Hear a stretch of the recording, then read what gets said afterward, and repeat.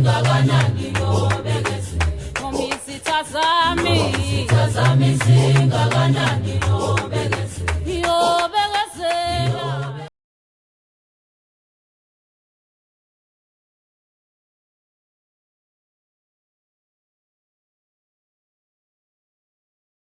Sanibonani ugogo Mseleki lo okhulumayo. Abaningi phela sebeyazi ukuthi ugogo Mseleki uma ngabe nje esekhuluma kufanele balalele ngoba usuke ezoqhamuka nezinto ezibaluleke kakhulu noma ngohlobo lwesimangaliso.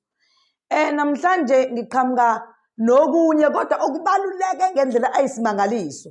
Ayikho into ebaluleke njengokuthi mhlambe la usebenza khona lapho utohoza khona bakuthanda belungu.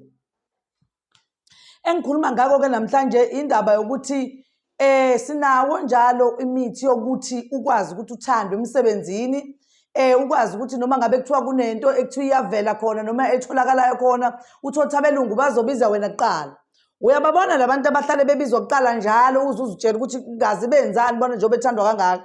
Kusuke kukhona lokho abakwenzile kodwa ngokuthi ke wena usungacabangi ukuthi khona nawe kufanele ukuthi ukwenze nawe ukuze ufane nalowa muntu othandwa umlungu. Kubalulekile ukuthi mangabe usebenza abelungu bakuthande emsebenzini bakukhonze kakhulu baze bangagcine behleba ngawo abantu bekubiza ngempimpi kanti cha awusiyona impimpi ukuthi nje kuphela uyakwazi ukuthi uzicabangele uzakhela abelungu ukuthi bakuthande noma bonke abantu abakhona emsebenzini bakwazi ukukuthanda. Le nduku le engizokhuluma ngayo namhlanje induku yokuthi nje abelungu bakuthande ube isilomo nje kubona bakwazi ukuthi noma ngabe kuthiwa mhlambe kunesikhundlane esithile baqala babuze kuwena kuqala ukuthi masingakunika umsebenzi othize usimele kuwona ungakwazi ukwenza uvume nawe uthi ungakwazi ukumela ngoba yini kunomuthi okumele ukwazi ukuthi uthole wokuthandwa nje abelungu emsebenzini. Umuthi wokuthandwa nje abelungu niyazi nanti ayikho into ebaluleke njengokuthi uthandwe abelungu emsebenzini. Uma usebenza kubalulekile ukuthi uthandwe ngoba uma ungathandwa ingakho izinto zakho zizohlala njalo zasalele emuva. Ngithi uyabona nawe ukuthi ezakho ethanda ukusalela emuva pho ulaleleni ungasukumi ubuyibona ukuthi izinto zakho njalo isalele emuva njalo manibiziwe nibekiwe la kuthiwa kuzokhetha umuntu namhlanje akuqali kuwena makwenzela ukwamemezela elakhi igama umuntu athi hayibo sorry bengiqonde ukumemeza usibanibani. Awuyibuke yonke leyo nto ukuthi ngaba buhlungu kanjani yenzeka kuwena. Ake usukume nawe njenganaye lo omemezwayo ngoba umenyezwa nje kuze kudidekele komunye umuntu buyecatshanga ukuthi uyena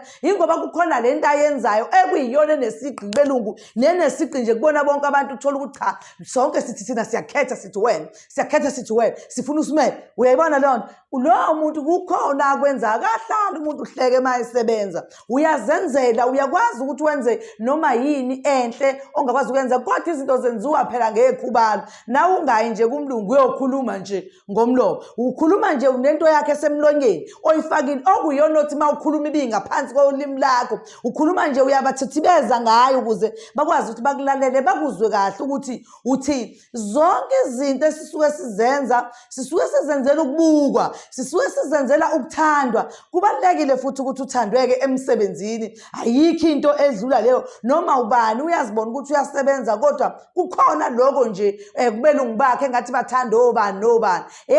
Ake uphakame nawe kushiwo wena ngelilanga ukuthi hey niyambona usibanibani washintsha uyena lo kade kuthi mangabe kudidekele ngakuyena kube kuthiwa sisho wena sisho usibanibani kuthiwa woza usibanibani wena hayima kanjalo noma babizwe bonke abantu kusale wena funa uyibheke lo nto ukuthi yenziwe yini noma ithongo lakho ke lisuke lingekho right ekufanele konke lokho ukulungise ukuze nawe kugqame wena kuqala ezintweni zonke ezenzakalayo noma makubizwa abantu kumenyezwe wena kuqala ngelinye ilanga kohlale wena Nkosi yami waba semsileni ungazi kodwa Nkosi yami mina ngabe ngonani Nkosi uyathabukisa nje kodwa mina ngonani bebe bekhona ogogo Mseleki bezokwazi ukulungisa nawe uzizwe nawe sewuphuma phambili ushanje ngeinduku nawe nje ubonakale nje uqhamuka omunye umuntu ngolunye usuku emsebenzini akhala umlungu athi hawu usibanibani wenze njani kodwa namhlanje uthi yabuza ukuthi hawu yini mlungu wami kwenze njani athi hayi cha kholutho usesaba ukukutshela ukuthi hayi uyabona khona into ayibonayo kuwena bekuyiloko namhlanje bengithi cha nginazise kona ukuthi ungabe uyithambisa mawubona ukuthi ukuthi izinto zakhe azihambi kahle ngoba zisuke zingahambi kahle yonke indawo ngisho emsebenzini. Lapho-ke phela niyazi ukuthi uma usuke usebenza ilapho usuke kufanele ukuthi khona uthola amasente, yilapho uthola khona neparish. Yingakho kumele khona unakekele kakhulu izinto zakho ey'qondelene nomsebenzi ukuze ukwazi ukuthi zonke izinto zakho ukwazi ukuyibheka uyilungise kahle nasekhaya lakho ukwazi ukuthi ube yikhaya elihle ngemali oyithola lapha kubelungu. Uma ungenamali awulungelwa yilutho futhi into zakho kufanele bese ngathi zibheda kakhulu. Kubalulekile ukuthi nithole iy'nduku zokuthi abelungu banithande emsebenzini zibaluleke ngohlobo lwesimanga. Engizokusho-ke nje namhlanje noma nginazise kona ukuthi nginitshele ukuthi ngomhlaka 1 nangomhlaka 2 nangomhlaka 3 ngizobe ngiseSoweto eProtea Glen. Wena ogibele itekisi fona ubuze ukuthi uzokwehla Boxer sibe sesiyaqhubeka sikuyalele uma usufona ukuthi useBoxer. Wena ohamba ngemoto eyakho ungacela ilocation sikunike ukuthi uzana kanjani ngoba niyazi nanithi ama-network abuyahluphe.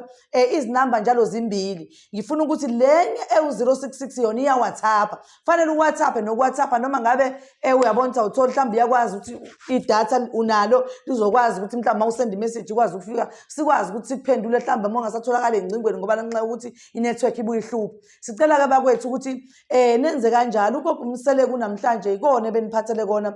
Uyabonga kakhulu ugogo uMseleku ngokuba abalandeli bakhe nimlandele kakhulu. Uyacela ukuthi niphinde nje ningakhathali ukumlandela nokulimlandela ngoba lokho okuzula namhlanje uma kuwukuthi wena ubungakudingi kukhona omunye okudingayo noma okubalulekele kakhulu ukuthi akuthole lokhu abekudinga ngale mpande engikhuluma ngayo ezokwazi ukuthi yena imsize imkhanyisele imvulele nasemsebenzini kubelungu. Siyathokoza makhosi amakhulu, siyabonga.